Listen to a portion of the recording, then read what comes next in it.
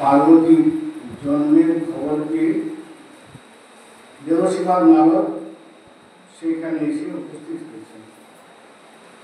তাই শৈলরাজ তাকে আদর করে খুব সুন্দর করে আপ্যায়ন করেছেন, সুন্দর করে চরণ ধুয়ে সেখানে বসিয়েছেন। আর নারদকে প্রণাম করে নিয়ে কন্যাকে নিয়ে এলেন।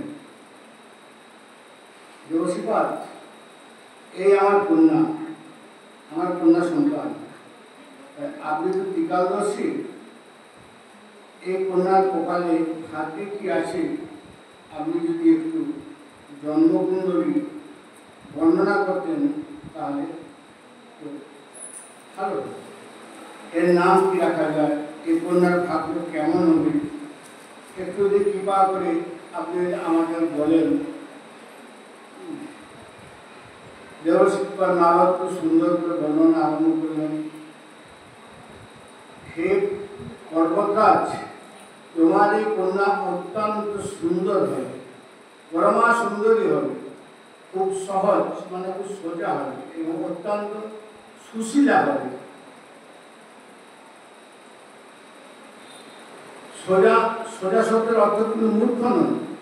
হ্যাঁ, অনেকে খুব সোজা মানে মূর্খ মনে করে ফেলে।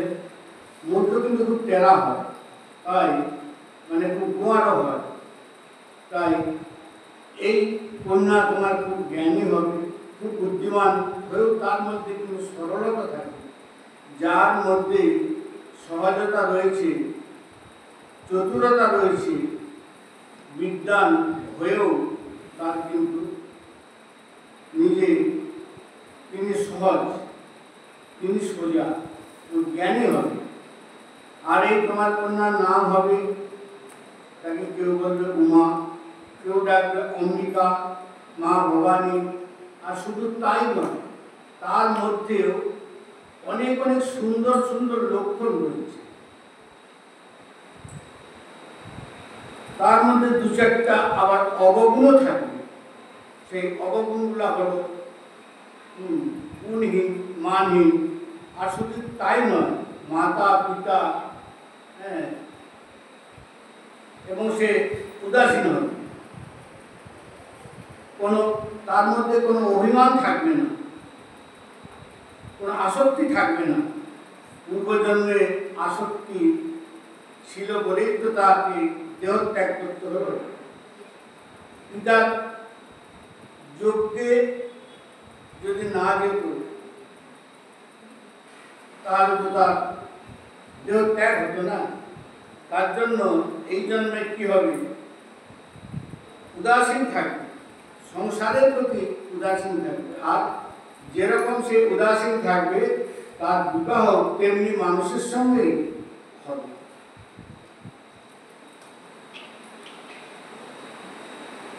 তাহলে এক স্বামী কেমন হবে, বিবাহ কোন জায়গায় হবে, যে স্বামী হবে তার লক্ষণটা কি, দেখতে কেমন হবে? যোগী, জটাধারী, অর্থাৎ যার মধ্যে কোনো কামনাই নেই, নিষ্কাম। মহাদেবের মধ্যে তো কোনো কামনা নেই। সোনার লঙ্কা বানিয়েছেন, কিন্তু নিজের শিষ্যকে বা নিজের পুরোহিতকে আবার দান করে দিয়েছে। তাহলে কিরকম সোজা? তাই তার মধ্যে কোনো কামনাও থাকবে না, নিষ্কাম মঞ্জা তার। আর শুধু তাই নয়, তিনি একদম দিগম্বর, মানে কোনো কোনো সময় তিনি আবার নগ্নও থাকেন। কখনো কখনো কাপড় পরে বা নাও পরে। তাই দেবাদিদেব মহাদেবের মন সবসময় ঠিক থাকে না। যোগী, জটিল, অকাম মন নগ্নবেশ ধারণ করে থাকে। কখনো বাঘের ছাল, গলার মধ্যে সাপের মালা, কানে কর্ণে বিষার কুণ্ডল, মাথার মধ্যে জটা, চিতা অবশ্য, এই সমস্ত মুন্ডমালা, মাথার মুন্ড দিয়ে মালা, এইসব ধারণ করে বসে থাকে। এইরকম ছেলে তার বর হবে। শুনেই তো ভগবতী ময়না কাঁদতে শুরু করে দিয়েছে। ময়নাকে, হিমালয় স্ত্রী, পার্বতীর মা, ময়না তো কাঁদতে লেগেছেন। আমার মেয়ের কপালে কি তাহলে এই লেখা ছিল, এই লেখা আছে? দেবশিবা বললেন, কোনো চিন্তা করবেন না। এই অবগুণ যদি ভালো মানুষের মধ্যে হয়, তাহলে সে অবগুণের গুণ হয়ে যায়, মানে অবগুণটা ভালো গুণ হয়ে যায়। অবগুণ যদি উচ্চ পদস্থ শ্রেষ্ঠ মানুষের মধ্যে থাকে, তাহলে সে অবগুণও কিন্তু গুণে পরিণত হয়। এই অবগুণ কার মধ্যে রয়েছে না?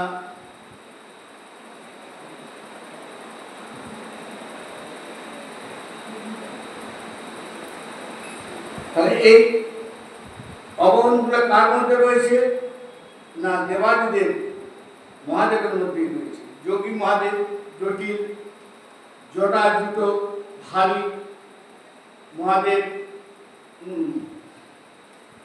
বাঘের ছাল কখনো ধারণ করেন, দিগম্বর। তার জন্য মহাদেবের সাথে যদি এর বিবাহ হয়, তাহলে বুঝে যাবে যে সমস্ত দোষ কিন্তু সেখানে গুণ হয়ে যাবে। এই প্রকার ভবিষ্যৎবাণী করে দিয়ে গেছেন। এই সংসারে যে সমর্থবান যতই তার দোষ থাক না কেন, সেটা তার গুণ হয়ে যায়। তাই গঙ্গার মধ্যে যতই খারাপ জল, নোংরা জল, ড্রেনের জল আসুক না কেন, গঙ্গা কিন্তু কখনোই অপবিত্র হয় না। তাই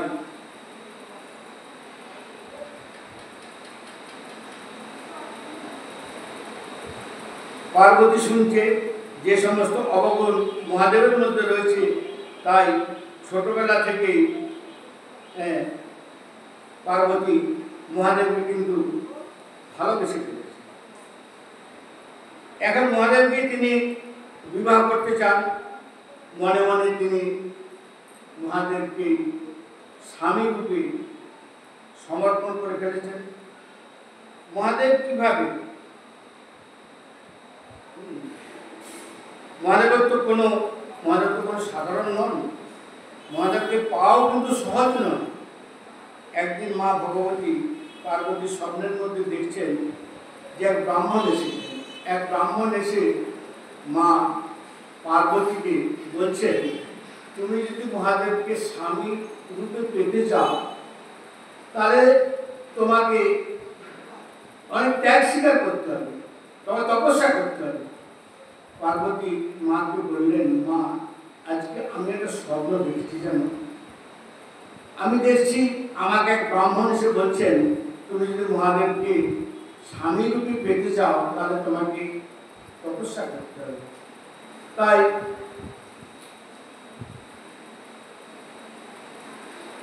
তার তপস্যার ফলে কিন্তু সাক্ষাৎ অনন্ত শেষ এই সংসারের ভাগ নিজের মাথার মধ্যে রেখেছে।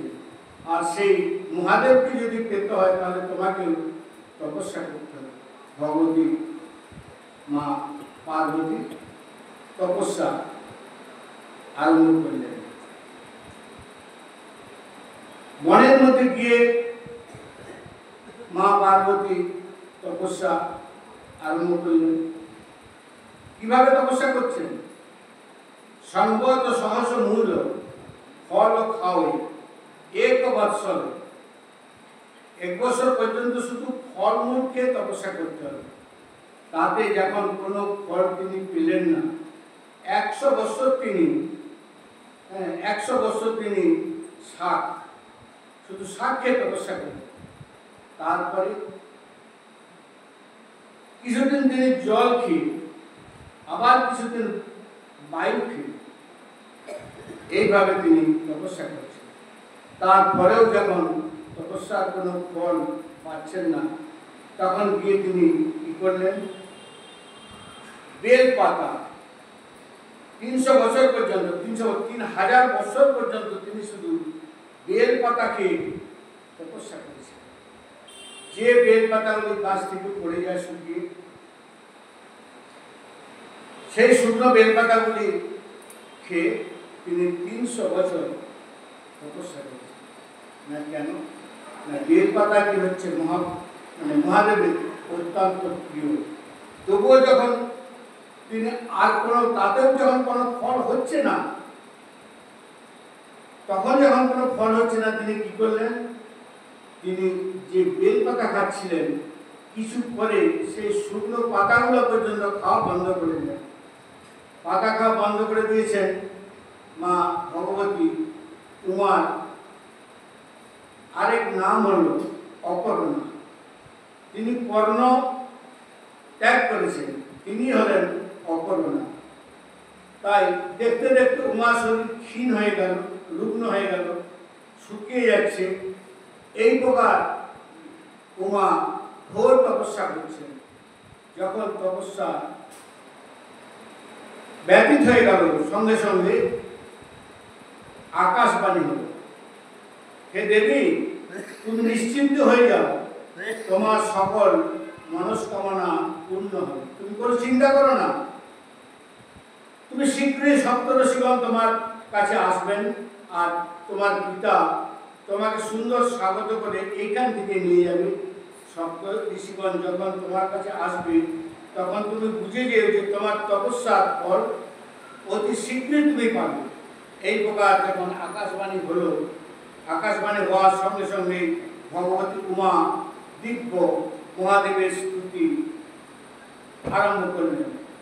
এদিকে কি হলো? দেবাদিদেব মহাদেব তিনি যত্রতত্র ঘুরে বেড়াচ্ছেন, হরিনাম সৎসঙ্গ করে বেড়াচ্ছেন। স্বয়ং ভগবান রামচন্দ্র মহাদেবকে দর্শন দিলেন। হে মহাদেব, সাক্ষাৎ ভগবতী অম্বিকা পর্বত রাজ্যের কন্যা হয়ে জন্মগ্রহণ করেছেন, আর অম্বিকা তোমাকে পাওয়ার জন্য কিন্তু ঘোর তপস্যা করেছেন। ব্রহ্মবাণী হিসাবে আমি তাকে কথা দিয়েছি, অতি শীঘ্রই তোমার সঙ্গে তার বিবাহ হবে। যাও, তুমি এবার গিয়ে তোমাকে বিবাহ করো। দেবাদিদেব মহাদেব বললেন, ঠিক আছে, আপনি যখন আদেশ করেছেন আমি নিশ্চয়ই যাব। প্রভু অন্তর্ধান হলেন। মহাদেব এবার সপ্ত ঋষিদেরকে ডাকলেন, বললেন, যাও তোমরা একটু কুমার পরীক্ষা নিয়েছো, এখনো পরীক্ষা দেখে এসো বাস্তবে পার্বতীর মনের মধ্যে আমার জন্য প্রেম আছে কিনা, নিষ্ঠা আছে কিনা। যার মনে নিষ্ঠা আছে সে আমাকে পাবে, আর নিষ্ঠা আছে কিনা তোমরা একবার যে পরীক্ষা করে এসো। আদেশ পালন করার জন্য সপ্তর্ষিগণ দেবী পার্বতীর কাছে এলেন। মা পার্বতী তাদেরকে প্রণাম করলেন, স্বাগত জানালেন, আর পার্বতীকে জিজ্ঞাসা করলেন, তুমি এখানে কার তপস্যা করছো? পার্বতী বললেন, কেন? আমি দেবাদিদেব মহাদেবের তপস্যা করছি, আমি তাকে স্বামী রূপে পাওয়ার জন্যই তপস্যা করছি। ঋষিরা বললেন, তোমার কি মাথা খারাপ হয়ে গেছে? হ্যাঁ, তুমি মহাদেবকে কি করে পাবে? এই মহাদেব দেবাদিদেব, যার মধ্যে তো কোনো গুণই নাই, সবটাই তো তার অবগুণ, সেই মহাদেবকে তুমি প্রতিরূপে পেতে যাও? নির্গুণ নির্লজ্জ দিগম্বর, নগ্ন হয়ে ঘুরে বেড়ায়, হ্যাঁ, সর্পের শৃঙ্গার করে থাকে, যার কোনো কুল নেই, যার কোনো ঘর নেই, কোথায় পাহাড়ে পর্বতে ঘুরে বেড়ায়, তাকে বিবাহ করে তুমি কি সুখী হতে পারবে? কোনো মেয়ে কি এই ধরনের স্বামী খোঁজে? সপ্তর্ষিগণ বললেন, দেবী একটা কাজ করবে, আমরা তোমাকে একটি ভালো সুন্দর পাত্রের সন্ধান দিচ্ছি। সে হলো স্বয়ং ভগবান বিষ্ণু। ভগবান বিষ্ণুকে দেখতে খুব ভালো, থাকেন বৈকুণ্ঠে, হ্যাঁ, ঐশ্বর্য প্রাচুর্যের মধ্যে থাকেন, খুব সুন্দর সুন্দর মহল, এবং সাক্ষাৎ মা লক্ষ্মী যাকে বরণ করেছেন, তোমার জন্য খুব ভালো বর আমরা দেখে এসেছি। তুমি একটা কাজ করো, এই ভোলানাথ সম্মুখে ভুলে তুমি বৈকুণ্ঠপতি লক্ষ্মীপতি নারায়ণকে তুমি স্বামী রূপে বরণ করো। শুনেই সঙ্গে সঙ্গে মা পার্বতী ক্ষেপে লাল হয়ে গেছে, বললেন, সাধারণ আমি যার প্রতি নিষ্ঠা নিয়ে যাকে ভজন এতদিন যাবৎ যার ভজন করছি, তাকেই আমি প্রতিরূপে আমি কিন্তু মেনে নিয়েছি। আমার গুরুদেব আমাকে বলেছেন, গুরুদেবকে নারদ, আমার গুরুদেব নারদ আমাকে বলেছেন, আমার জন্য একমাত্র উপযুক্ত স্বামী হচ্ছেন দেবাদিদেব মহাদেব। আর সেই দিন থেকে গুরুর বচন মানে গুরুর বাক্য আমি পালন করে চলেছি। একনিষ্ঠভাবে মহাদেবেরই আমি ভজন করেছি। তার মধ্যে যতই অবগুণ থাকুক না কেন, আমি তাকে ছাড়া অন্য কাউকেও কিন্তু আমি স্বপ্নেও চিন্তা করি না। এই সংসারের মধ্যে গুরুর শব্দে, গুরুর বাক্যে, গুরুর কথায় যার বিশ্বাস হয় না, মনে রাখবে সে জীবনে কখনো কোনো কিছু পেতে পারে না, জীবনে কখনো সুখী হতে পারে না, সুখ পেতে পারে না, স্বপ্নেও কখনো সে সুখ পায় না। একমাত্র গুরুর প্রতি নিষ্ঠা, গুরুর আদেশের প্রতি নিষ্ঠা থাকলে কিন্তু দেখবেন গোবিন্দের চরণ পায়। মা পার্বতী বললেন, আমি একমাত্র আমার গুরুর উপদেশ মেনেই আমি চলি। মহাদেবের মধ্যে যতই অবগুণ থাকুক না কেন, আর বিষ্ণু যতই গুণবান হোক না কেন, যতই সুন্দর হোক না কেন, আমি মহাদেবকে পতি হিসাবে আমি মেনেছি, আর মহাদেবকেই আমি বিবাহ করি। সপ্তর্ষিগণ এসেছেন পরীক্ষা নিতে, আর পার্বতী একদম পরীক্ষা উত্তীর্ণ হলেন।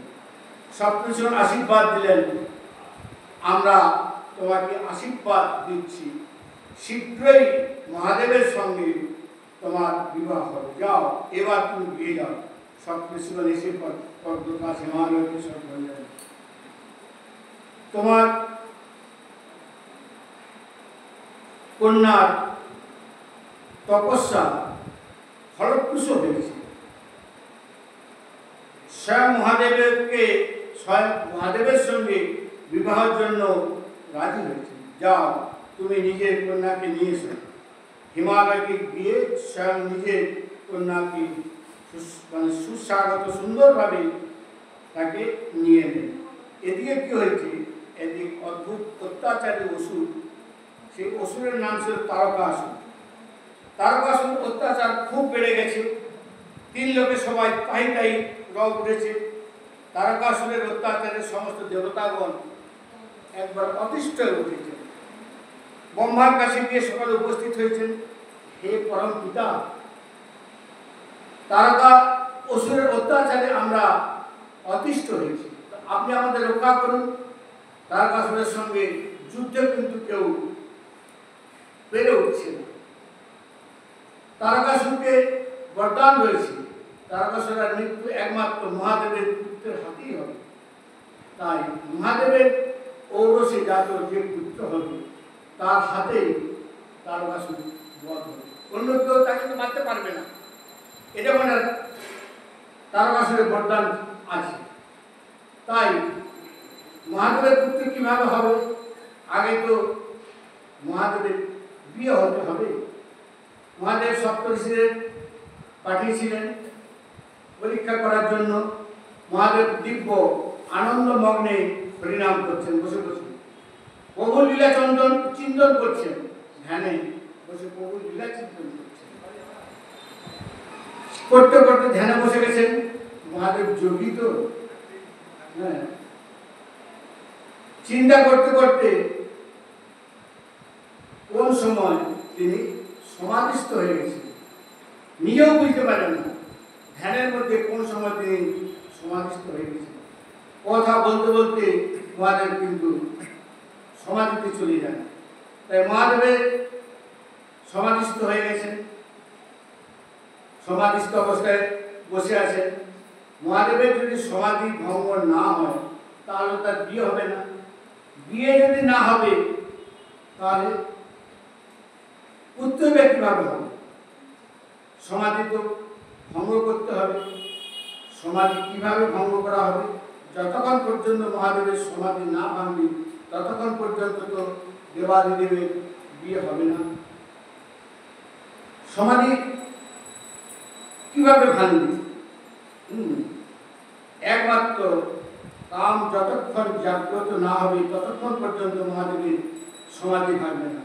তাই বিবাহের ইচ্ছাও হবে না। তার জন্য দেবতাগণ সেই কামদেবের কাছে গেলেন, কামদেবের কাছে প্রার্থনা করলেন। দেবতাগণ কামকে বললেন, তুমি যাও, তুমি গিয়ে মহাদেবের ধ্যান ভঙ্গ করো। কিন্তু কামদেব জানতেন মহাদেবের ধ্যান ভাঙতে গেলে আমার কিন্তু মৃত্যু হয়ে যাবে। মহাকালের তপস্যা ভঙ্গ করতে গেলে মহাকাল তিনি কাউকে ছেড়ে দেবেন, তাই নিশ্চয়ই আমার মৃত্যু হয়ে যাবে, আমি ছাই হয়ে যাব। কিন্তু তবুও তো এটা জগতের কল্যাণ, জগতের কল্যাণের জন্য আমার নিজের দেহ যদি যায় তাতেও আমি রাজি আছি। কামদেবের তপস্যা ভঙ্গ করতে গেছেন। মহাদেব সেই সময় বিরাট সমাধিতে বসছিলেন। ৮০,০০০ বৎসর পর্যন্ত তিনি সমাধিতে এইভাবে বসে আছেন।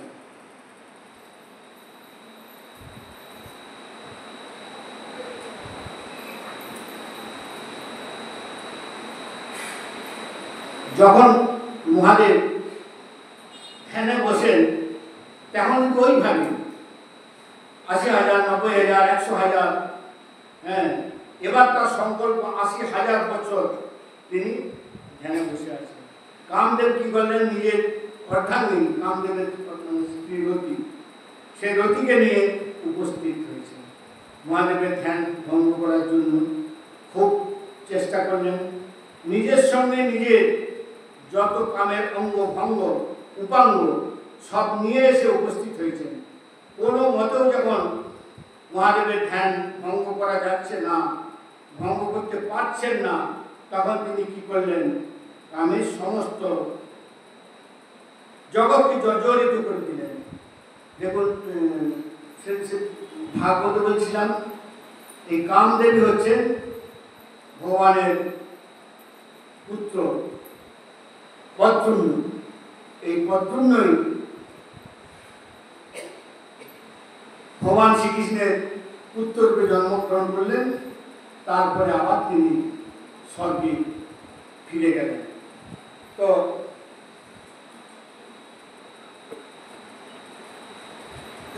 এদিকে কামদেব রতিকে নিয়ে নৃত্য করছেন,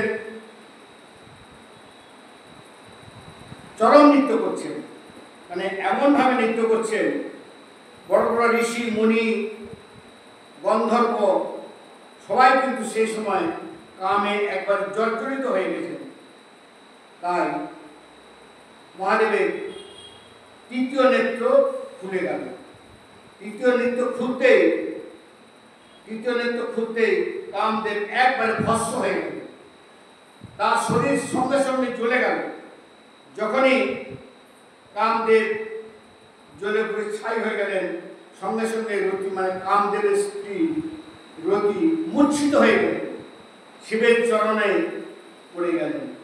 রতি কাঁদতে লাগলেন, হে দেবাদিদেব, আপনি আমাকেও জ্বালিয়ে পুড়িয়ে ছাই করে দিন। আমার স্বামী তো ছাই হয়ে গেছে, তাই আমিও আর বেঁচে থাকতে চাই না, আমিও আমার স্বামীর সঙ্গে ছাই হতে চাই। মহাদেব বললেন, দেবী, সে তো সম্ভব নয়, আমি তোমাকে তো ভস্ম করতে পারবো না। কাম আমার সমাধি ভঙ্গ করেছে। আমি যখন তপস্যা করছিলাম, সমাধিস্থ অবস্থায় ছিলাম, সেই সমাধিস্থ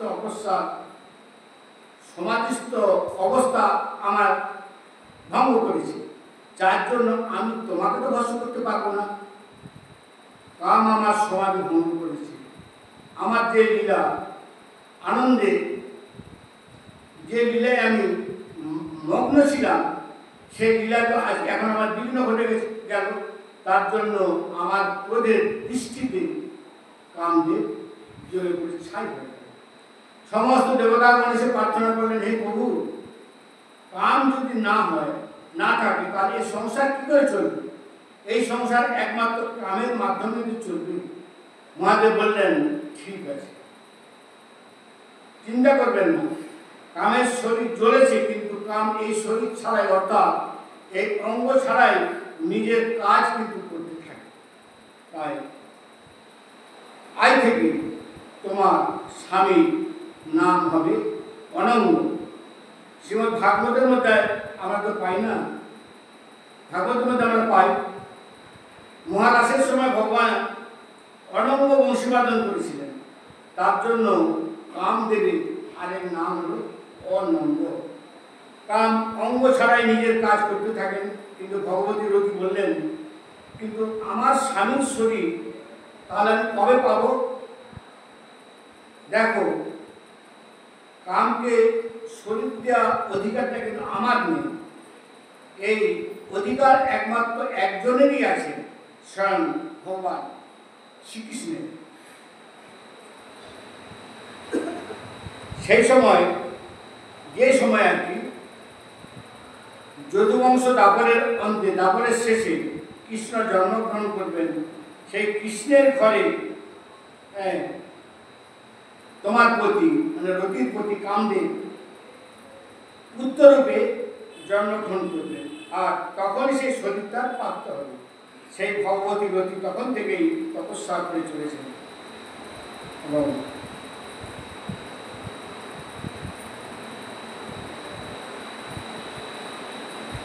এদিকে তো চারিদিকে খবর ছড়িয়ে গেছে, মহাদেবের সমাধিস্থ ভঙ্গ হয়েছে, স্বয়ং ব্রহ্মা এসে উপস্থিত হয়েছেন, সবাই এসে মহাদেবের সামনে উপস্থিত হয়েছে। সবাই এসে মহাদেবকে বিবাহের জন্য অনুরোধ করলেন।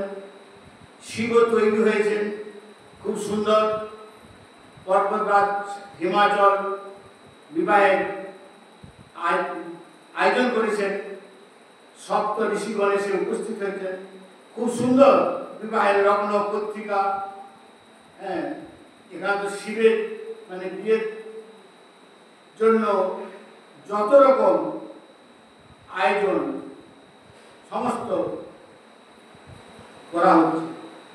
সপ্তঋষিকেশের লগ্ন পত্রিকা লিখে পাঠালেন, সবার আগে পাঠিয়েছেন বিধাতার কাছে, ব্রহ্মার কাছে গিয়ে পত্র দিলেন।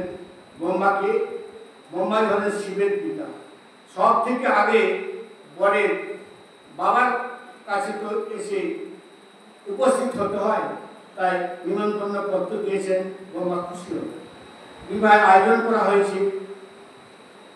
শিব চলছেন বিবাহ, কিরকম সেজেছেন?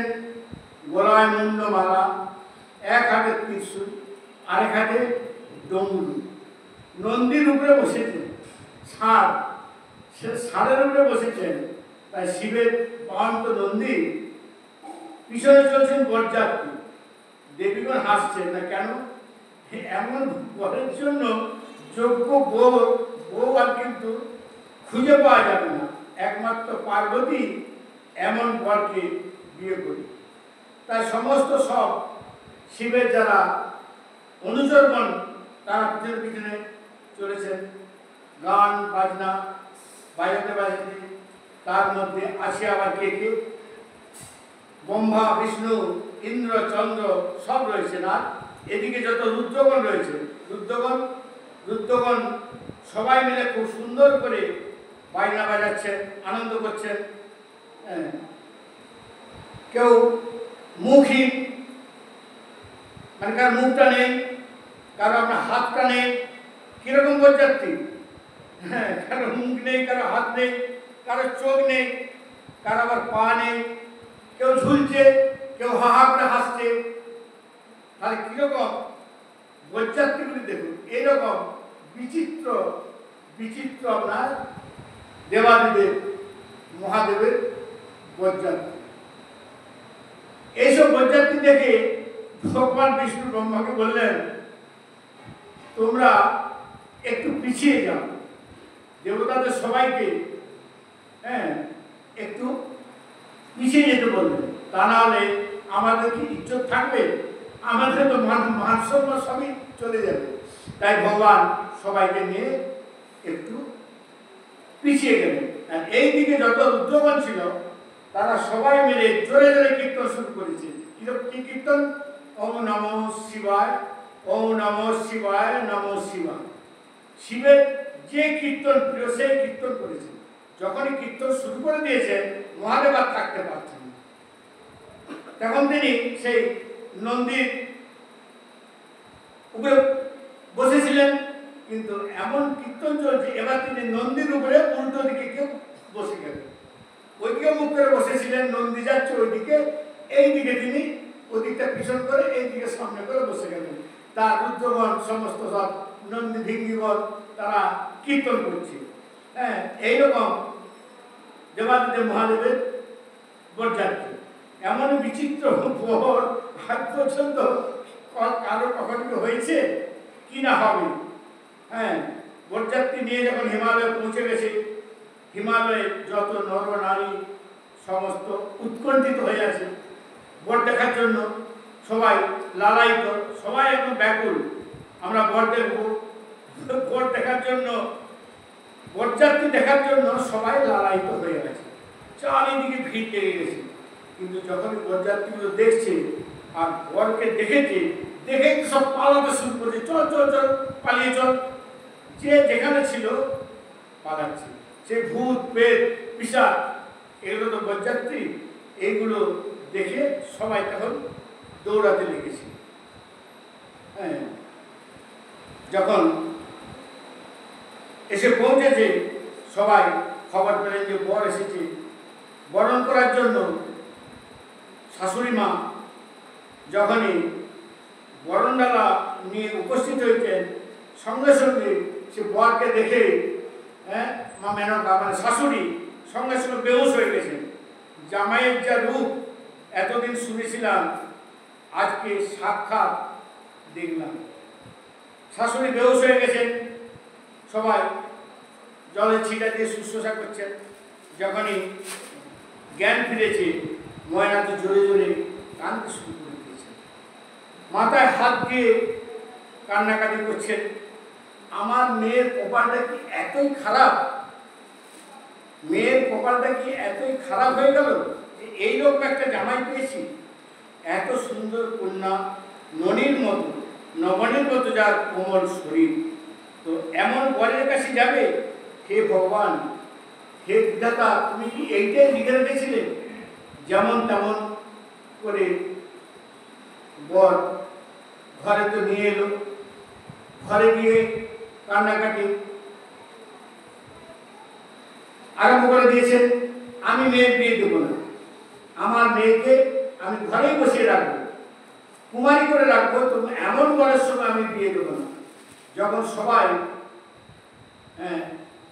এই খবরটা শুনছে, শাশুড়ি আর বিয়ে দিতে রাজি নন, দেবতারা প্রচন্ড চিন্তা করে দেন, যদি বিয়ে না হয়, যদি বিয়ে না দেয়, তাহলে তো মহাদেবের কোনো সন্তান হবে না, তাহলে মহাদেবের যদি সন্তান না হয়, তাহলে সেই অসুরকে বধ করা যাবে না, তারকাসুর উদ্ধার হবে না।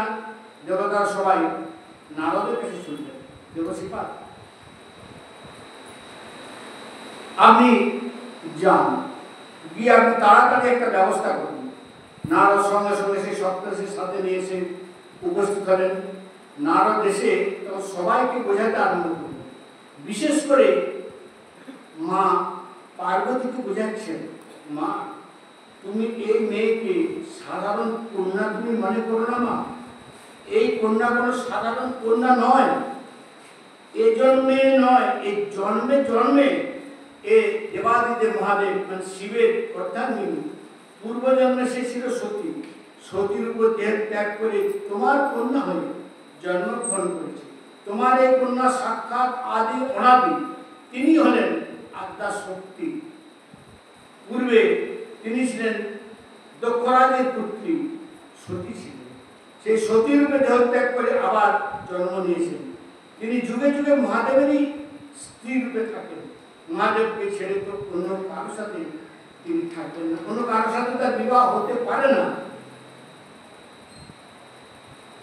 তার জন্য তুমি মনের সব শোক পরিত্যাগ করো। তুমি সাক্ষাৎ দেবাদিদেব মহাদেবের মতো জামাই পেয়েছো, এই সংসারে শিবের মতো জামাই পাওয়া অত সহজ নয়, অনেক ভাগ্য থাকলে তবে এই শিবের মতো জামাই পাওয়া যায়। শুনে মা ময়নার মনে একটু আশ্বস্ত, আনন্দ হল, রাজি হল। সুন্দর করে মণ্ডপ সাজানো হলো, মণ্ডপের মধ্যে এবার বর আর বউকে আনা হলো, পানিগ্রহণ সংস্কার সমস্ত কিন্তু বিধিবিধান মেনে, এই সমস্ত বিধিবিধান মেনে কিন্তু সম্পন্ন হচ্ছে। দেবতাগণ সেখানে পুষ্প বৃষ্টি করছেন, ঋষিমুনিগণ বেদ মন্ত্র উচ্চারণ করছেন, দেবতাগণ দুদুন বাজাচ্ছেন, সুন্দরভাবে বিবাহ সম্পন্ন। কন্যাকে বিদায় করা হলো, মহাদেব নিজের সঙ্গে পার্বতীকে নিয়ে কৈলাসে এলেন। কৈলাসে এসে পার্বতী ও মহাদেবের দিব্য ভোগ বিলাস তৈরি করা হলো। তাদের দ্বারা মানে দেবাদিদেব মহাদেব এবং পার্বতী তাদের যে সন্তান হবে, যে পুত্র হবে, পার্বতী গর্ভ থেকে তাই প্রথম পুত্র হল, সেই প্রথম পুত্রের নাম হল কার্তিক। 6টি মাথা ছিল, তার জন্য তার নাম হল ষড়ানন। তাহলে দেখুন এখানে কিন্তু অনেকেই জায়গায় শোনা যায় যে তার প্রথম পুত্র গণেশ, কিন্তু প্রথম পুত্র দেবাদিদেব মহাদেবের কার্তিক। ষড়ানন, তার 6টি মাথা ছিল। ষড়ানন কার্তিক তিনি তারকাসুরকে উদ্ধার করলেন, তারকাসুরকে উদ্ধার করে সমস্ত সব দেবতাদের ভয় মুক্ত করলেন। এই প্রকার তুলসীদাসজি এখানে খুব সুন্দর শিব চরিত্র তিনি বর্ণনা করলেন। তুলসীদাস মহারাজ যাজ্ঞবল্ক্য মুনি এখানে ভরদ্বাজ মুনিকে সুন্দর করে উপদেশ করলেন। তাই আমাদের মনে রাখতে হবে যে শিবের এই চরিত্র বর্ণনা যারা শ্রবণ করবেন, স্বয়ং ভগবান তার উপরে অত্যন্ত খুশি হবেন, ভগবান নিজের থেকেও নিজের ভক্ত চরিত্র যদি কেউ শ্রবণ করেন তাহলে তিনি আরো আরো বেশি প্রসন্ন হন। যে জীব শিবকে নিন্দা করে, হরিকে ভজন করে, হরিকে পেতে যায়, সে কখনো শিব নিন্দা করে হরিকে কখনোই সে পেতে পারে না। এই সংসারের মধ্যে হরি আর হরের যে নিন্দা করি, শিবের যে নিন্দা করি, গোবিন্দ নিন্দা করে, তারা স্বপ্নেও কখনো সুখী হতে পারে না আর গোবিন্দকে পেতে পারে না। মহাদেবের পুজো করতেই হবে, মহাদেবের সান্নিধ্য ছাড়া গোবিন্দকে পাওয়া কখনোই যায় না। এই প্রকার শিবচরিত্র দিব্য তিনি বর্ণনা করলেন। মা পার্বতী মনে ইচ্ছা হলো রামের চরিত্র শ্রবণ করা। কেন? ওই যে পূর্বজন্মে ভগবান রাম চরিত্রের প্রতি সন্দেহ জন্মেছিল, রাম চরিত্রের প্রতি একটা সন্দেহ হয়েছিল, সংশয় হয়েছিল। মা পার্বতী একদিন দেখলেন যে দেবাদিদেব মহাদেব খুব আনন্দ চিত্তে আছেন, খুব প্রসন্ন চিত্তে বসে আছেন, মনের মধ্যে খুব খুশি আছে। তাই সাহস পেলেন, মনে মনে সাহস পেয়ে পার্বতী শিবের চরণে গিয়ে বসলেন। মহাদেব আজকে পার্বতীকে নিজের কাছে বসিয়েছে, আজ আর সামনে বসাননি, আজকে নিজের পাশে বসিয়েছেন। যেই সত্যিকে মহাদেব কাছ থেকে সরিয়ে সামনে বসিয়েছিলেন, সেই পার্বতী আজকে গিয়ে মহাদেব দেবাদিদেব মহাদেবের চরণে বসেছেন। তাই পাশে বসতে পার্বতী বুঝলেন যে আজকে মহাদেব ভীষণ প্রসন্ন হয়েছে। পার্বতী বললেন, প্রভু আপনার কাছে আমার একটা প্রার্থনা আছে, একটা নিবেদন আছে। নাকি? বলো দেবী। এখন আমার মনের মধ্যে কিছু সংশয় আছে, কৃপা করে আমার সেই সংশয় আপনি সমাধান করুন। কোন সংশয় দেবী? ওই যে ভগবান শ্রী রামচন্দ্রের বনের মধ্যে যে সংশয় ছিল, আমি রামচন্দ্রের দিব্য চরিত আপনার কাছে শ্রবণ করতে চাই। আপনি আমাকে কৃপা করুন, সেই রামের চরিত্র আমাকে শ্রবণ করেন। না কেন? না কারণ যতক্ষণ পর্যন্ত আমি এই রামচরিত ভালো করে শ্রবণ করব না, জানবো না, ততক্ষণ পর্যন্ত কিন্তু আমার মনে হয় সংশয়টা থাকবে। মহাদেব বললেন, সংশয় অত সহজে মন থেকে যায় না। সংশয় যদি দূর করতে হয় তাহলে তোমাকে দিব্য সৎসঙ্গ করতে হবে। তুমিও যখন দীর্ঘকাল পর্যন্ত সৎসঙ্গ করবে, হরিকথা শুনতে থাকবে, শুনতে শুনতে তখন তোমার মনে থেকে সংশয়টা দূর হবে। তার জন্য জীবনে তুমি যত পারবে হরিকথা শ্রবণ করবে। মনুষ্য জন্ম গ্রহণ করে কান পেয়ে, এই কান দিয়ে যে হরিকথা শোনে না, হরিকথা শ্রবণ করে না, তার কানটা কিন্তু কান না, সাপের গর্তের সমান। সেই প্রকার সাপের গর্তে যেমন কোনো কাজে লাগে না, তদ্রূপ আমাদের কানের মধ্যে যতক্ষণ পর্যন্ত না কৃষ্ণ কথা রূপী অমৃত প্রবেশ না করি, ততক্ষণ পর্যন্ত এখান থেকে বিষয়রূপী বর্ষ, বিষয়রূপী যে সাপ, সেই সর্প কিন্তু বেরোয় না। সে নয়ন দিয়ে সাধু গুরু বৈষ্ণব দর্শন হয় না, কৃষ্ণ দর্শন হয় না। মনে রাখবেন, সেই নয়ন নয়ন নয়, সেই নয়ন সার্থক হয় না। সেই নয়ন শুধু ময়ূরের পাখার মতো, ময়ূর পাখা দেখতে দেখতে সুন্দর হয় কিন্তু কোনো কাজে লাগে না। তার জন্য হে গৌরী দেবী, তুমি ভগবান শ্রীহরির তপস্যা করো, শ্রীহরির কথা শ্রবণ করো। তাই দেবাদিদেব মহাদেব বললেন, আগে ভগবান অবতারের কারণ জানবে। ভগবানের অবতারের পিছনে কিছু না কিছু কারণ রয়েছে। ভগবান কখন অবতার গ্রহণ করতেন? যখন যখন ধর্ম রসাতলে চলে যায়, ধর্মের গ্লানি হয়, অধর্ম বেড়ে যায়, তখনই ভগবান নানা রকম রূপ ধারণ করে অবতার গ্রহণ করে। আর অধর্মের বিনাশ করে ধর্মকে স্থাপন করবে। তদ্র শ্রী রামচন্দ্র অবতারও কি জন্য হয়েছে? রাম অবতার ধর্মের নাশ, অধর্মকে স্থাপনের জন্য। তো তার রাম অবতারের অনেকগুলো কারণ রয়েছে। কি কি কারণ? একটি কারণ হলো জয় বিজয়ের অভিশাপ। ভগবানের দুইজন দ্বারপাল ছিল, জয় আর বিজয়।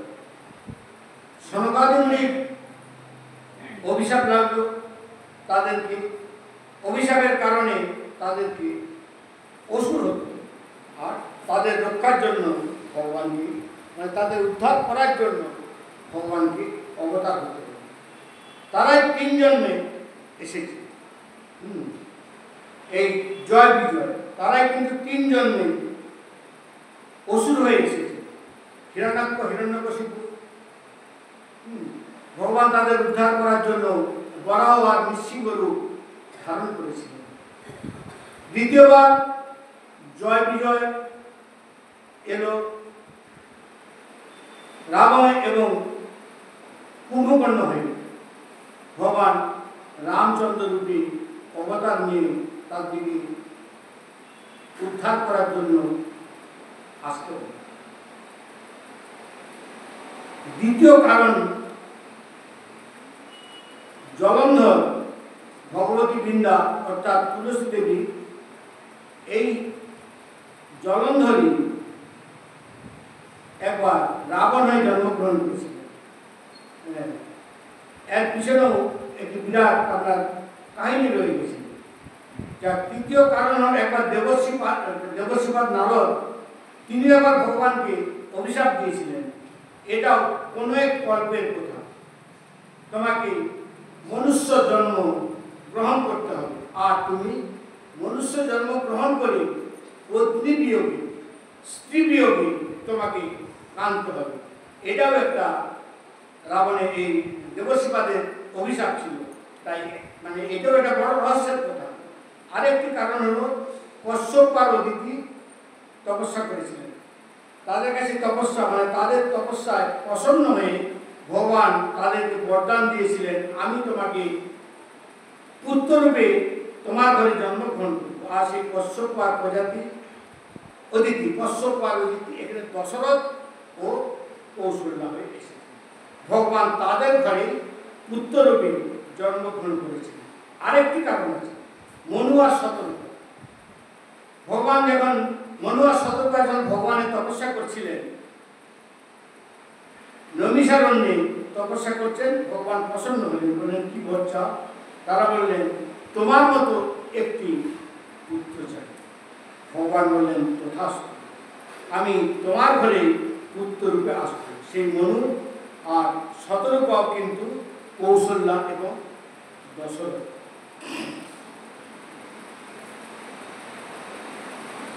তাহলে এখানে দেখুন, ভগবান জন্মের আগে কতগুলো কারণ নিয়ে ভগবান শ্রীকৃষ্ণ যখন জন্ম নেন, তার আগে কত কারণ। সে রামচন্দ্র যে আবির্ভাব হবেন, জন্ম নেবেন, তার কারণ দেখুন। ভগবান বলেন তথাস্তু, আমি তোমাদের ঘরে পুত্র রূপে আসব। শতরূপা কৌশল্যা আর দশরথ, মনু দশরথ, তাদের গর্ভে আমি জন্মগ্রহণ করি। আর ভগবান, আমি তাদের তোমাদের গর্ভে পুত্ররূপে জন্ম। আরেকটি কারণের কথা বলা হচ্ছে। আরেকটি কারণ রাজা প্রতাপ ভানু। রাজা প্রতাপ ভানু তিনি অভিশাপের কারণে অভিশাপ প্রাপ্ত হয়েছিলেন, যার উদ্ধারের জন্য ভগবানকে অবতার নিতে হয়েছিল। রাম অবতারে এইরকম অনেক অনেক কিন্তু কারণ রয়েছে। তাই ভগবানকে জন্ম নিতে হলে দেখুন কত রকমের তার কত কাজ।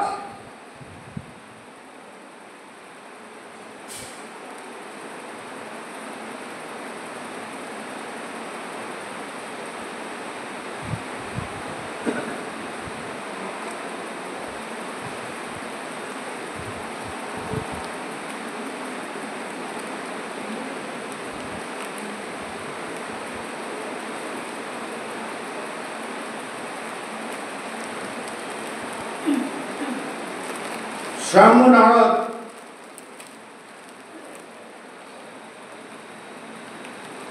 একজন হলেন স্বয়ম্ভু, ব্রহ্মা, নারদ, শম্ভু, মানে দেবাদিদেব মহাদেব। আমরা গতকাল এবং আজ পর্যন্ত দেবাদিদেব মহাদেবের চরিত্র সুন্দর করে আমরা শ্রবণ করলাম।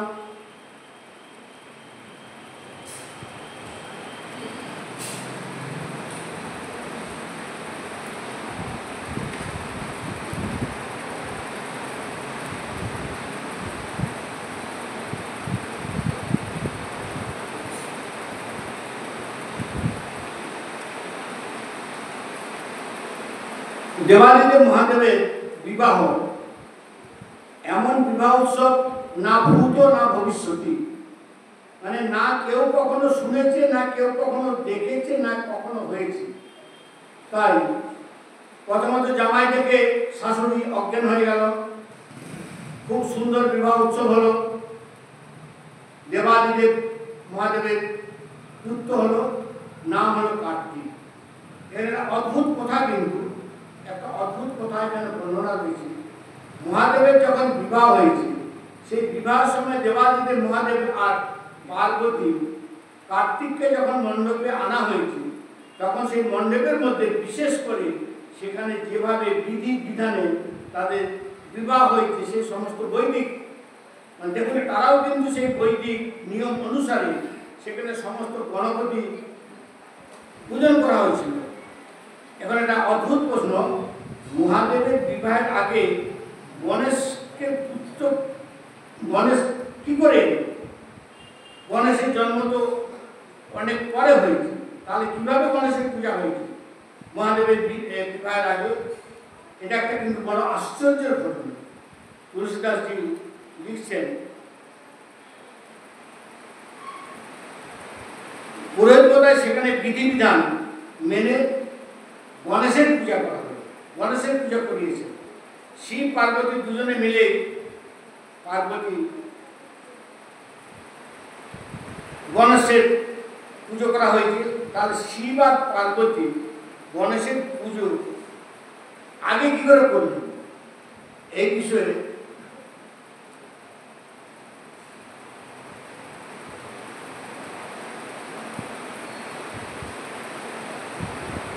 বলছেন, এই বিষয়ে সবাইকে অনেক তত্ত্ব আছে, সেই তত্ত্বগুলোকে জানতে হবে। রাম কথা অত্যন্ত তত্ত্বযুক্ত কথা, রাম কথার মধ্যে অনেক গভীর তত্ত্ব রয়েছে। তাই আমরা যখন কোনো দেবতার কথা বলি, সংসারের মধ্যে কোনো দেবতাই কিন্তু মনুষ্যের মতো তারা ক্ষণভঙ্গুর নন। প্রত্যেকটি দেবতাই কিন্তু অনাদি আদি। ভগবান বিশ্বরূপ দর্শনের মধ্যে তিনি যখন নিজের হাজার হাজার লক্ষ লক্ষ মুখ দেখিয়েছেন, যেমন বিশ্বরূপ দর্শন করিয়েছিলেন, ভগবানের একটা মুখ ছিল চন্দ্রের মতো, আরেক মুখ সূর্যের মতো, আরেক মুখ চন্দ্রের মতো, আরেক মুখ ইন্দ্রের মতো, আরেক মুখ গণেশের মতো। তাই গণেশকে, গণেশ হলেন স্বয়ং শ্রীহরি, শ্রীহরি হলেন গণেশ। গণেশের 1000 নাম রয়েছে। তাই বিষ্ণু সহস্র নাম, বিষ্ণু সহস্র নামে গোপাল সহস্র নাম যখন আমরা পড়ি, তাই দেখবেন যে 1000 নামের মধ্যে একটা নাম হলো গণেশ, বিষ্ণু সহস্র নামের মধ্যে, যিনি সমস্ত গণের মধ্যে শ্রেষ্ঠ, সমস্ত গণের ঈশ্বর। কোন গণ? না দেবগণ, দেবতাগণ। সমস্ত দেবতা গণের মধ্যে যিনি শ্রেষ্ঠ, তিনি হলেন গণেশ। সেই গণেশকে, গণপতিকে, সেই গণেশই অন্য কেউ না। বিষ্ণু রহস্যের মধ্যে বর্ণনা রয়েছে, সেই ভগবান স্বয়ং শ্রীহরি, ভগবান অনাদি রূপী, তিনি কিন্তু গণেশ রূপেও বিদ্যমান রয়েছে। অনাদি রূপে থাকতে পারেন, কেউ তুমি অনাদি রূপে থাকছেন, তাহলে এখানে দেখা যাচ্ছে তিনি গণেশ রূপেও কিন্তু বিদ্যমান। তাই প্রত্যেক কল্পে আলাদা আলাদা দেবতাদের জন্ম হয়, আলাদা আলাদা ইন্দ্রের জন্ম হয়, আলাদা আলাদা গণেশও এইভাবে আসেন। তার জন্য গণেশ সেই তাদের কখনো বিনাশ হয় না। এখানে গণেশ বলতে দুই অর্থ, এক অর্থ হলো মহাদেবের পুত্র গণেশ, আর দ্বিতীয় হলো স্বয়ং শ্রী হরিরূপী গণেশ। পঞ্চদেবতা এরা আগের দিনে যেটা বলছিলাম, হ্যাঁ, সেই পঞ্চদেবতা পাঁচজন যে আমাদের উপাস্য, তার মধ্যে গণেশ, সূর্য, মা পার্বতী, দেবাদিদেব মহাদেব এবং ভগবান শ্রী বিষ্ণু। ভগবানের একটি মুখ হল গজানন।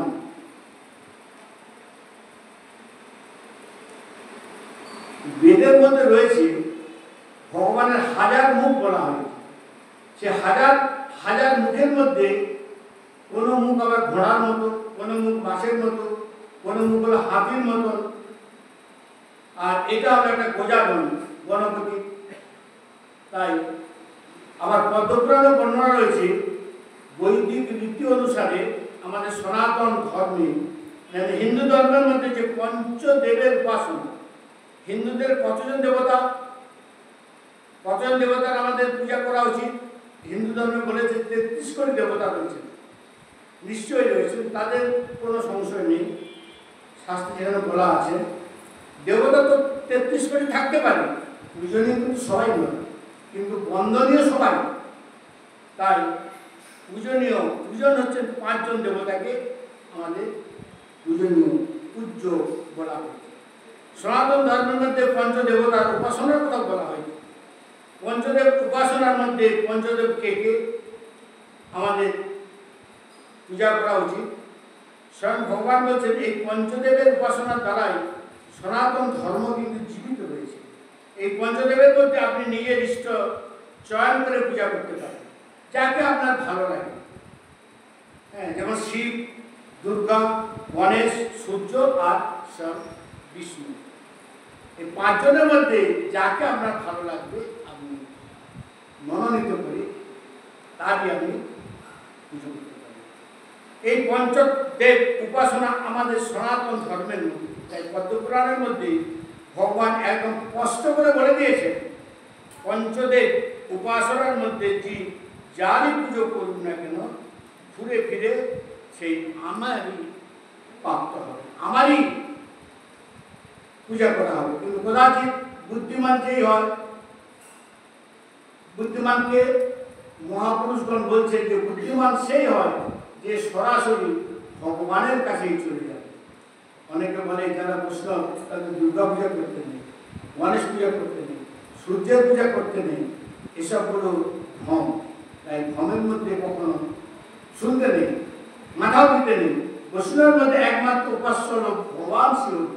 তাই নিজের উপাস্যকে পুজো করবেন, কিন্তু অন্যান্য দেব দেবীকে অবহেলা করবেন না, তার দিকেও মান্যতা দেবেন। আপনাকে নিয়ম করে নিষ্ঠাভাবে রাধা গোবিন্দের সেবা করতে হবে, কিন্তু কখনো যদি কোনো কারণে মা ভগবতী দুর্গাকেও ফুল দিতে হয়, তাহলে তাতেও কিন্তু অবহেলা করবে। পুজিবে সব দেব দেবী, না হবে তৎপর, সবার কাছে মেঘে লবে ইষ্ট ভক্তি বল। কাউকে কিন্তু অবমাননা করা চলবে না। দুর্গা পূজাতেও আপনি পুষ্পাঞ্জলি দিবেন, কোথাও কালী পুজো হচ্ছে সেখানেও পুষ্পাঞ্জলি দিবেন, সূর্যা পূজা হচ্ছে সেখানেও আপনি অঞ্জলি দিবেন, গণেশ পুজো হচ্ছে সেখানেও আপনি অঞ্জলি দিবেন। অন্যান্য দেব দেবীকে অর্চন করলে তাতে কোনো কিছু দোষ নেই। ভগবান বলেন তাতে অত্যন্ত সন্তুষ্ট হন, প্রসন্ন হন। তার জন্য যে প্রকৃত বৈষ্ণব হবে, প্রকৃত বৈষ্ণব কখনো কোনো দেব দেবীকে অবহেলা করবে, অবমাননা করবে না। তাই জড়ভরতী মহারাজ ভগবতী মা কালীকে প্রণাম করে ভক্ত কালীকে স্তুতি করেছেন। চৈতন্য মহাপ্রভু তীর্থযাত্রায় গেছেন, তীর্থযাত্রায় গিয়ে সাক্ষাৎ মহাপ্রভু যখন দক্ষিণ ভারতে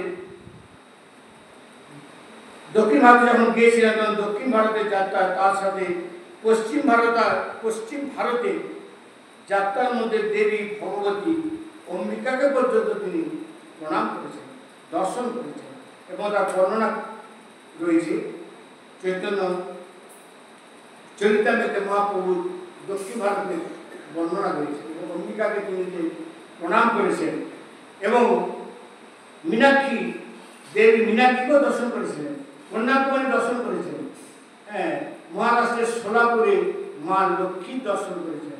এখানে কিন্তু প্রত্যেকটি বর্ণনা রয়েছে। সিদ্ধি বিনায়ককে দর্শন করেছেন, প্রণাম করেছেন। তাহলে আমরা কি এমন মহাপ্রভু থেকেও কি আমরা খুব বড় হয়ে গেলাম? শিবের পুজো করবো না, অমুক পূজা করবো না, তার অঞ্জলি দেবো না, এটা কিন্তু কোনো যুক্তিগত না, অযুক্তিগত। আমাদের কাছে সবাই বুঝছে।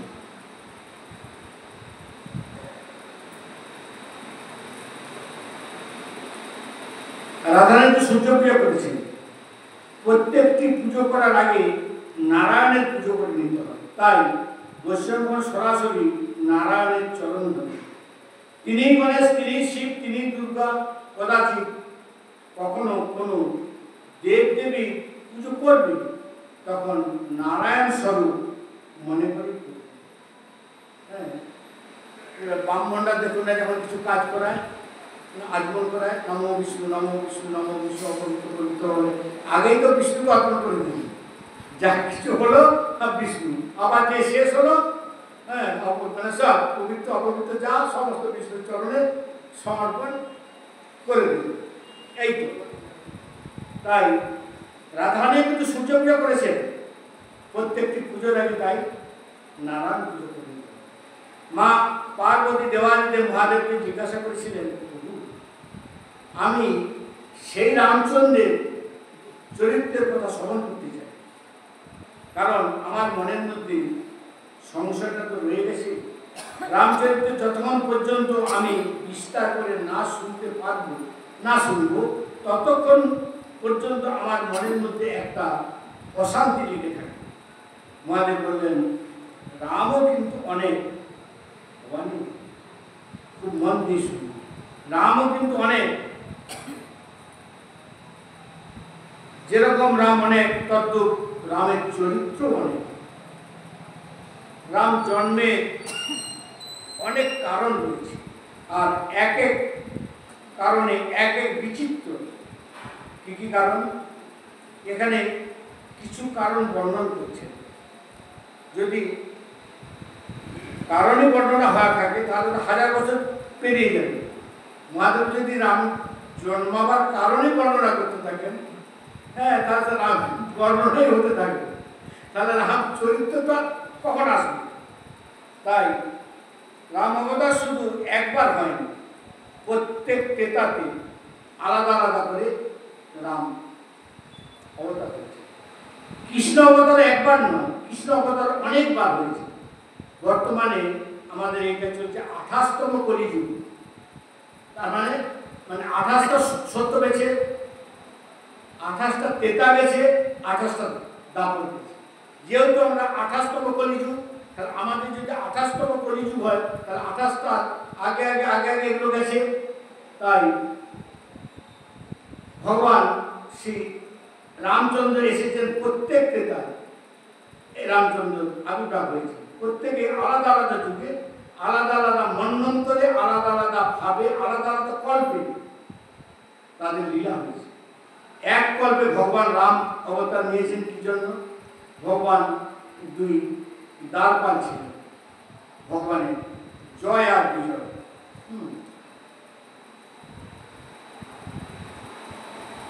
ভগবানের জন্য দ্বারপাল, জয় বিজয়। একবার সনকাদি মুনি বৈকুণ্ঠে ভগবানের দর্শনে গেছেন।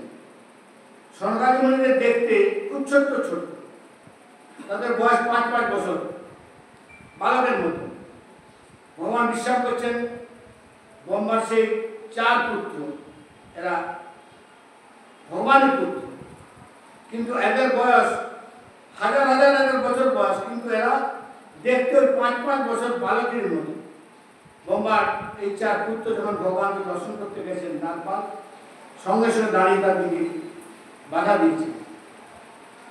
কোথায় যাচ্ছ? আমরা ভগবানের দর্শন করে পেয়েছি। তারপর বললেন এখন তো দর্শন হবে না। না কেন? না, ভগবান বিশ্রাম করছেন, এখন তোমরা ভেতরে যেতে পারবে না। তখন সেই মুনিরা বললেন ভগবান আবার বিশ্রামে থাকেন? ভগবান তো সবসময় জাগ্রত থাকবেন। ভগবান সুষুপ্ত অবস্থার মধ্যেও জাগ্রত থাকবেন। ভগবান যদি ঘুমিয়ে যায় তাহলে সৃষ্টিটাও তো ঘুমিয়ে যাবে, সৃষ্টি তো শেষ হয়ে যাবে। হ্যাঁ, আমরা অনেক দূর থেকে এসেছি, আমাদেরকে একটু দর্শন করতে দাও। দেখো তোমরা বাচ্চা তো, হ্যাঁ, তাই বেশি জিদ করো না, তোমরা এখান থেকে বেরিয়ে যাও। সনকাদিমণি বয়স কত, কিন্তু লাখ লাখ কোটি কোটি বছর তাদের বয়স, কিন্তু তারা দেখতেছে 5 বছর বালকের মধ্যে। সনকাদিমণি কুপিত হয়ে গেল, দুষ্ট, তোমার মধ্যে তামসিক বুদ্ধি, তোমরা ভগবানের সামনে বাচ্চা আর বুড়ো দেখছো। বাচ্চা কি ভগবানের দর্শনের অধিকারী নয়? তোমরা এত ভেদ সৃষ্টি করছো কেন? এত ভেদ তোমাদের মধ্যে উৎপন্ন হয়ে গেল। যাও, আমি তোমাদের অভিশাপ দিচ্ছি, তোমরা অসুরজনে প্রাপ্ত হয়ে যাও। সেই জয় বিজয় সঙ্গে সঙ্গে অসুরজনে প্রাপ্ত হয়ে গেল। যখনই অভিশাপ দিচ্ছেন, জয় বিজয় কান্নাকাটি শুরু করে দিয়েছেন। যখনই জোরে জোরে কান্নাকাটি শুনতে পেয়েছেন, ভগবান ভেতর থেকে দৌড়ে এলেন, সামনে সনকাদিমণিকে দেখে প্রণাম করলেন। দেখুন, সে 5 বছরের বালকের মতো দেখতে, যখনই ভগবান তাদের দেখেছেন, দেখে সঙ্গে সঙ্গে ভগবান সেই সনকাদিমণি প্রণাম করলেন। ভগবান পরম মানে ব্রাহ্মণদের দেখলে ভগবান খুব শ্রদ্ধা করতেন। ভগবান 4 জনকে প্রণাম করলেন। না, কি হয়েছে? ডাক্তাররা কাঁদছে কেন? সনকাদিমণিরা বললেন, প্রভু, এরা আমাদেরকে আপনার সাথে দর্শন করতে দিচ্ছিল না, তার জন্য আমরা কুপিত হয়ে তাদেরকে আমরা অভিশাপ দিয়ে দিয়েছি। জয় বিজয় কাঁদছে, প্রভু আমাদের উদ্ধারের কি হবে? আমাদের ভগবান বলছেন, ঋষিবর, আপনি অভিশাপ তো দিয়েছেন, কিন্তু তাদের উদ্ধার কি হবে বলুন? সনকাদিমণি বললেন যে অভিশাপ তো দিয়ে দিয়েছি, ক্রোধবশত অভিশাপ দিয়ে দিয়েছি, কিন্তু ব্রহ্মবাক্য তো মিথ্যা হবে না, ওদের অসুর জন্ম হতেই হবে। ভগবানের পার্শ্বদ এই সংসারের মধ্যে তাদেরকে কেউ মারতে পারবে না, ভগবানের পার্শ্বদ। অভিশাপবশত অসুর হয়ে গেছে, তাই এদের উদ্ধারের জন্য স্বয়ং ভগবান আপনাকে অবতার গ্রহণ করেন। ভগবান বললেন, দ্বিতীয় আর কি কোনো উপায় আছে? কারণ সেবক যদি কোনো দোষ করে তাহলে তো মালিককেই সেই দোষের ভাগটা নিতে হয়। কখনো কখনো সেবকের কারণে মালিককে জরিমানা দিতে হয়। ভগবান বললেন, আমার সেবকগণ অপরাধ করেছে, তাই আমাকে তার কর্ম করতেই হবে। বলছে, আমার সেবকগণ অপরাধ করেছে, হ্যাঁ, আমি তাদের উদ্ধারের জন্য আমি স্বয়ং অবতীর্ণ হব। জয় বিজয়, এর একটা শান্তি পেল। ভগবানকে প্রণাম করলেন। ভগবান বললেন, তোমরা যাও। দেখুন, সেই এর আগের দিন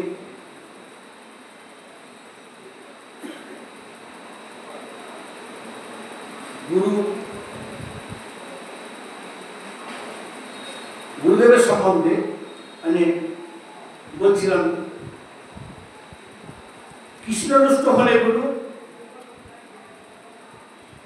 রাখিবারে পারে, গুরুরুষ্ট হলে কৃষ্ণ রাখিবারে না। কারণ আজকে এখানে সনকাদিমণি আদি গুরু, জগতের গুরু, তারা রুষ্ট হয়ে অভিশাপ দিয়ে দিলেন। তাহলে স্বয়ং বিষ্ণু তিনিও এসে কিন্তু বাঁচাতে পারলেন না, সেই অভিশাপ ভোগ করতেই হবে।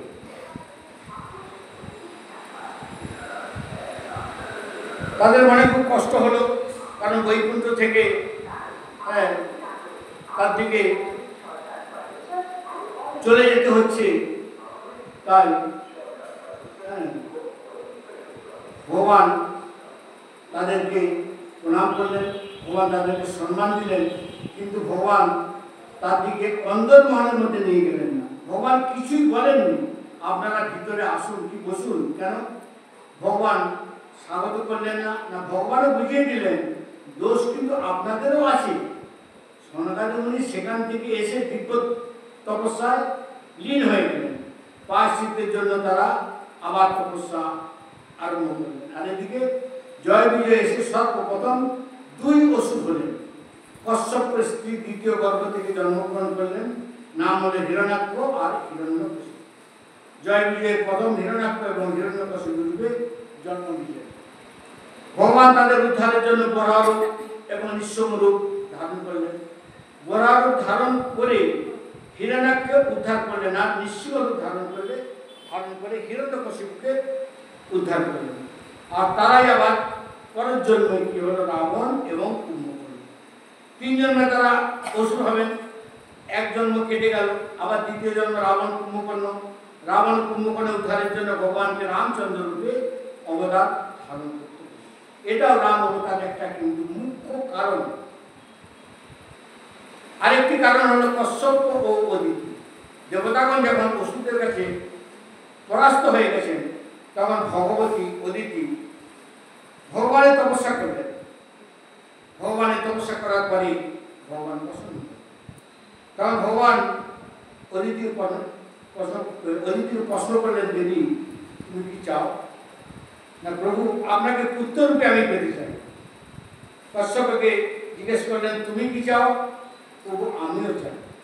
তাহলে স্বামী স্ত্রী ভগবানকে পুত্ররূপে কামনা করলেন। ভগবান আশীর্বাদ দিলেন। তো এই সংসারের মধ্যে স্বামী স্ত্রী যদি এই রকমের মিল থাকে, দেখবেন সেই সংসারও কিন্তু সুখের সংসার।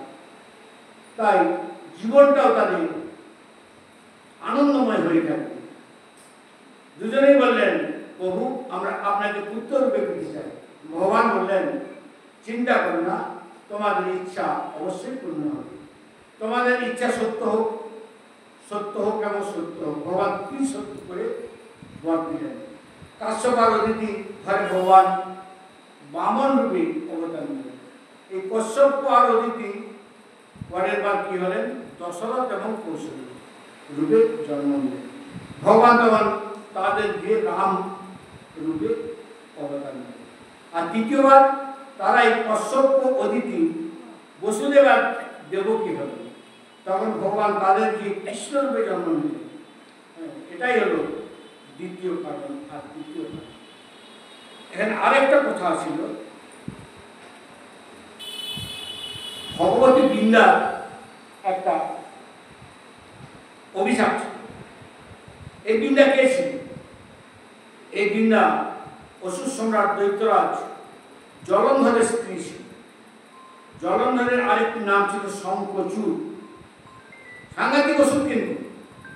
এই জলন্ধর কিন্তু পরে গিয়ে তারপরে রাবণ হয়েছে। এই জলন্ধর রাবণ হয়েছে, আর ভগবান উদ্ধারের জন্য শ্রীরাম হয়ে তাকে অবতার নিতে হয়েছিলেন। তাই এই জলন্ধর রাবণ কি করে হল? এই যে সুন্দর প্রসঙ্গ শোনা গেল। আর তুলসী কেন অভিশাপ দিয়েছে? আর তুলসী বা কে? তুলসী হলো বৃন্দা। ধর্মধ্বজের ঘরে কন্যারূপে ভগবতী তুলসী জন্মগ্রহণ করেছিলেন রাজা ধর্মধ্বজ। ভগবতী তুলসী বাল্যকাল থেকে কিন্তু খুব নারায়ণের পরম ভক্ত ছিলেন। নারায়ণের পুজো করতেন। ভগবান শ্রী নারায়ণের উপাসনার জন্য তিনি একবার হিমালয়ে যাচ্ছেন, নারায়ণের তপস্যা করার জন্য। কারণ নারায়ণের মতো উত্তম বর পাওয়া তো খুব মুশকিল। তাই সে নারায়ণের তপস্যার জন্য হিমালয়ে গেছেন।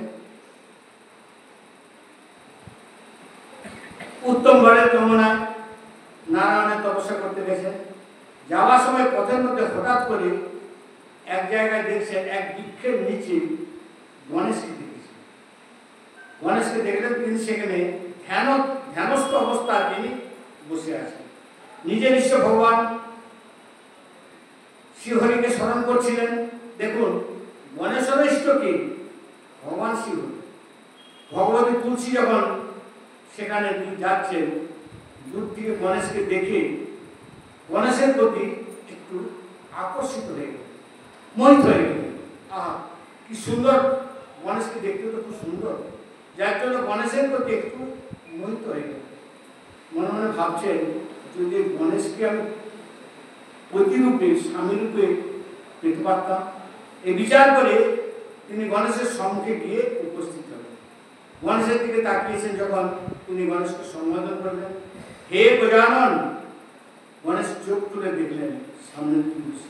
ও দেবী, আচ্ছা এসো এসো, বসো, বলো কি চাও। ভগবতী তুলসী গণেশের সঙ্গে বার্তালাপ শুরু করে দিলেন। যে কোনো কথা, প্রসঙ্গ, কোনো কিছুর সম্বন্ধ বাক্যলাপ যদি শুরু করতে হয়, আর তার জন্যে সবার সঙ্গে বেশি বাক্যলাপটাও করতে নেই। এটা কিন্তু একটু একটা বিরাট কথা। এই বাক্যলাপ করতেই কিন্তু দেখবেন অনেক কিছু অঘটন ঘটন আছে। আজকাল এই যে আপনার কি বলে, ওই মোবাইল না কিসে লক্ষ লক্ষ টাকা যায় না, এইসব বাক্যলাপ করতে করতে অনেক অনেক ভালো ভালো খারাপ জায়গায় পড়ে যায় এইসব বাক্যলাপ। দেখো, দর্শনও করেন, বাক্যটা হচ্ছে একটু সে ইন্টারনেট নাকি, সেই ইন্টারনেটের মাধ্যমে এইসব বাক্যলাপ হচ্ছে। ওইসব বাক্যলাপ হতে হতে দেখবেন একটা চরম বিপর্যয়ের মধ্যে পড়ে যেতে হবে। তাহলে স্বাস্থ্য কত সচেতন দেখবে, তারা কিন্তু আগে থেকে তারা বলে দিচ্ছে, সাবধান, এই জায়গায় বিপদ ঘটতে পারে। কিন্তু তবুও আজকে বৃন্দা দেবী এসে গণেশের সঙ্গে বাক্যলাপ শুরু করে দিলেন। দুজনের মধ্যে বাক্যলাপ আরম্ভ হলো। কথা বলতে বলতে একবার তুলসী জিজ্ঞেস করলেন, তুমি এখানে কি করছো, কেন এসেছো? গণেশ বলছে, আমি এখানে বসে আমার ইষ্টদেবের স্মরণ করছি। তোমার ইষ্ট কে? গণেশ বলে, আমার ইষ্টর নাম নিতে নেই। নিজ ইষ্ট, নিজ গুরু, নিজের স্বামী, এদের নাম কত সহজে নিতে নেই, এগুলো গুরুত্ব রাখা উচিত। আগের দিনে মহিলারা কিন্তু স্বামীর নাম বলতো না, স্বামীর নাম নিত না। গণেশ জিজ্ঞাসা করলো, তুমি এখানে কি করতে এসেছো? তুলসী বললেন, আমিও আমার ইষ্টের সাধন করতে এসেছি। গণেশ বললো, ইষ্টের সাধন করতে এসেছো, তা তোমার তো দেরি হচ্ছে না? তুলসী বললো, কি বলবো, তোমাকে দেখে না আমি মুক্ত হয়ে গেছি, তোমাকে দেখে আমি মোহিত হয়ে গেছি। গণেশ বললো, কি বলছো? হ্যাঁ বললাম, আমি মনে মনে তোমাকে কিন্তু ভালোবেসে ফেলেছি। গণেশ বলল, কিন্তু এটা তো উচিত নয়। কেন? গণেশ বলল, আমি তো স্ত্রী জিত হয়ে থাকতে চাই, আমি কখনোই বিবাহ করবো না, সেইভাবে তো আমি থাকতে চাই। মানে আমি জীবনে কখনো স্ত্রীর সাথে সম্বন্ধ আমি রাখবো না। তুলসী বলল, এরকম কথা বলতে নেই, এরকম বলো না, একা একা জীবনে কতদিন থাকবে, তাহলে তুমি আমাকে বিবাহ করো। তুলসী বিবাহের প্রস্তাব রাখলেন। গণেশ বললেন, এটা কখনোই কিন্তু সম্ভব নয়, আমি জীবন ভরই কিন্তু আমি ব্রহ্মচারী থাকতে চাই। তুলসী বলল, তুমি আমার প্রস্তাবকে এইভাবে প্রত্যাখ্যান করলে? আমি তোমাকে কতটা ভালোবেসেছিলাম জানো? তোমাকে ভালোবেসে আমি তোমাকে বিবাহের প্রস্তাব দিয়েছিলাম, আর তুমি আমাকে আমার মতো গুণবতী কন্যা তুমি কিন্তু কোথাও খুঁজে পাবে না। অনেক সময়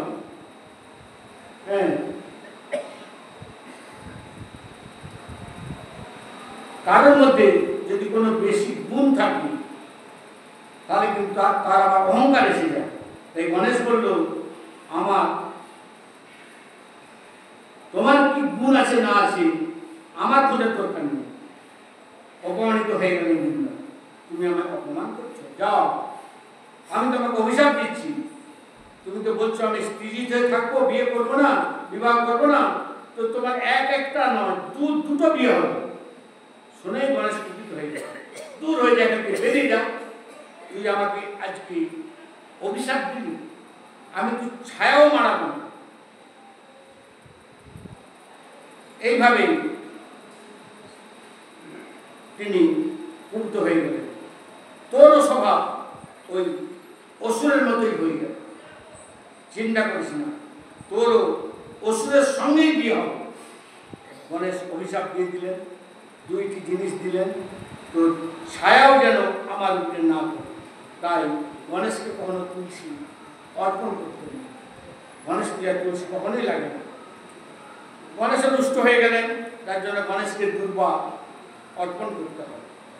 গণেশ তাকে অভিশাপ দিল, তোর বিবাহ হবে অসুরের সাথে। ভগবানের তুলসী সেখান থেকে কাঁদতে কাঁদতে এসে ভগবানের সাধনা শুরু করলেন। হে প্রভু, আমি অসুরকে তো বিবাহ করতে চাই না, তুমি আমি কৃপা করো প্রভু, যেন আমি তোমাকে প্রতিরূপে আমি পাই। ভগবান নারায়ণ দিব্য তপস্যা আরম্ভ করলেন। আর তুলসী অভিশাপের কারণে গণেশেরও কিন্তু দুইটি বিবাহ হল, ঋদ্ধি আর সিদ্ধি। আর তুলসী পরজন্মে সে কাল নেমে ঘরে জন্ম হলো, নাম হলো বৃন্দা। অসুরকুলে জন্মগ্রহণ করে বাল্যকাল থেকে তিনি কিন্তু বিষ্ণু পরায়ণ, নারায়ণের প্রতি তার সবসময় নিষ্ঠা, অত্যন্ত প্রেম ছিল। এদিকে সেই সময় কি হয়েছে, সমুদ্র থেকে একটি বিশাল বড় দৈত্য উৎপন্ন হয়েছে, তার নাম হলো জলন্ধর। যখন সাগর মন্থন হয়েছিল, এই সাগর মন্থনের সময় এই অসুর উৎপন্ন হয়েছিল জলন্ধর, জল থেকে এসেছিল। এই জলন্ধর শ্রীহরির পরম ভক্ত ছিলেন। আর সেই জলন্ধর শ্রীহরি তপস্যা করলেন। যখন তপস্যা করছেন তখন ভগবান তাকে বললেন, যাও তুমি গিয়ে বৃন্দাকে বিবাহ করো। জলন্ধর কিন্তু এদিক দিয়ে ভগবানের শালা হল। কেন? ভগবানের স্ত্রী লক্ষ্মী, লক্ষ্মী কোথা থেকে এসেছেন? সাগর মন্থনের সময় লক্ষ্মী এসেছেন সমুদ্র থেকে। আর জলন্ধরের জন্ম হয়েছে সমুদ্র থেকে। তাহলে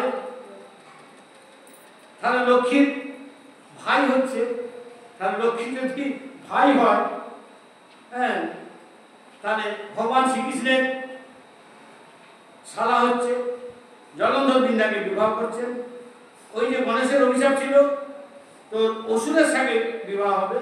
এই জলন্ধর কিন্তু কোনো সাধারণ নয়, দেবাদিদেব মহাদেবের ক্রোধ থেকে এই জলন্ধরের উৎপন্ন হয়েছিল। সেটা বিশাল কাহিনী, জলন্ধরের দেবাদিদেব মহাদেবের ক্রোধ থেকে।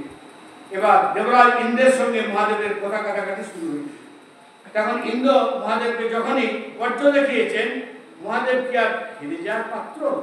মহাদেব ত্রিশূল নিয়ে বেরিয়ে গেছে, দাঁড়া তোকে দেখাচ্ছি মজা। যখনই মহাদেব ত্রিশূল বের করেছে, সঙ্গে সঙ্গে ব্রহ্মা এসে সেখান থেকে দাঁড়িয়ে গেছে এবং দুজনকে শান্ত করালেন। দেবতা তো। আর মহাদেবের কোপ, তখন মহাদেবের যে ক্রোধ, মানে যে ক্রোধ উৎপন্ন হলো, সেটা সাধারণ ক্রোধ নয়। মহাদেবের এত সেই সময় ক্রোধ হয়েছিল, বলছে এখনই ইন্দ্রকে আমি ভস্ম করে দেবো। ব্রহ্মা বলল, রুদ্র ক্রোধকে শান্ত করো। মহাদেব বলছেন, আমার এত ক্রোধ উঠেছে মনে হচ্ছে আমি ইন্দ্রকে এখনই মেরে দিই, কিন্তু কি করবো এই ক্রোধকে? বলছে এই ক্রোধকে তুমি তাড়াতাড়ি সমুদ্রের জলের মধ্যে ফেলে দাও। সেই ক্রোধকে দেখি সমুদ্রের জলের মধ্যে ফেলে দিল এবং সেই ক্রোধ থেকে যে পুত্র জন্ম হলো তার নামই হলো জলন্ধর। তাহলে মহাদেবের অংশ থেকে উৎপন্ন হয়েছে, মহাদেবের অংশের ক্রোধ থেকে উৎপন্ন হয়েছে।